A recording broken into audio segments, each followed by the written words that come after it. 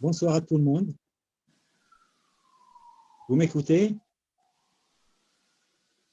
Ah oui. Mon intervention sera sur le défi de l'enseignement supérieur dans un contexte très difficile, dans le sens de révision des approches et de reconstruction des systèmes éducatifs dans le monde, que se trouve aujourd'hui obligé à s'intervenir en situation d'urgence. On est devant une situation sans précédent où la continuité pédagogique est menacée devant une crise sanitaire qui a approfondi l'insuffisance des infrastructures, de la connaissance de l'arrivée du Covid-19.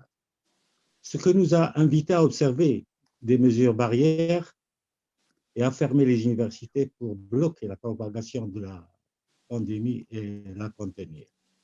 Cela n'a pas resté sans conséquences, ce qui a affecté des centaines de millions d'étudiants dans le monde.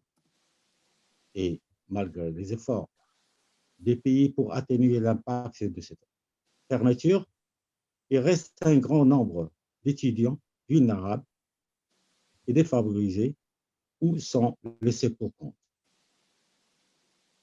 qui n'ont pas pu assurer une continuité éducative. Cela d'une part.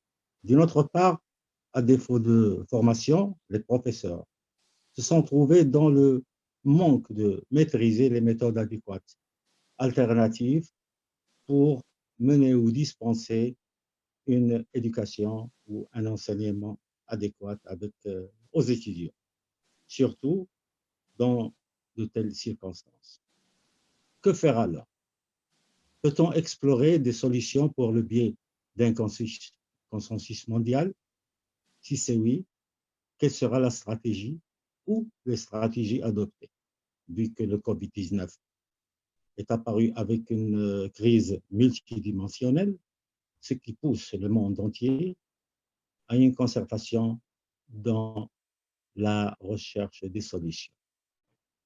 Face à ce virage forcé, et depuis quelque temps, on a préconisé l'utilisation de technologies de l'information et des communications, qui est devenue centrale pour les sociétés contemporaines, d'où l'économie d'efforts, de temps, comme outil pédagogique nécessaire. Aujourd'hui, le Covid-19 a accru l'intérêt pour adopter des méthodes pédagogiques alternatives et de bonne formation et préparation des professeurs à cette nouvelle réalité de l'enseignement. Le virage forcé vers les formations en ligne a montré, d'une autre part, que nombre d'étudiants n'étaient pas joignables, nombreux à ne pas avoir smartphone. L'accès à l'Internet a aussi posé problème, même si un accord a eu lieu pour l'utilisation de WhatsApp et Google Classroom. C'est une transition, mais qui apparaît très difficile. Merci.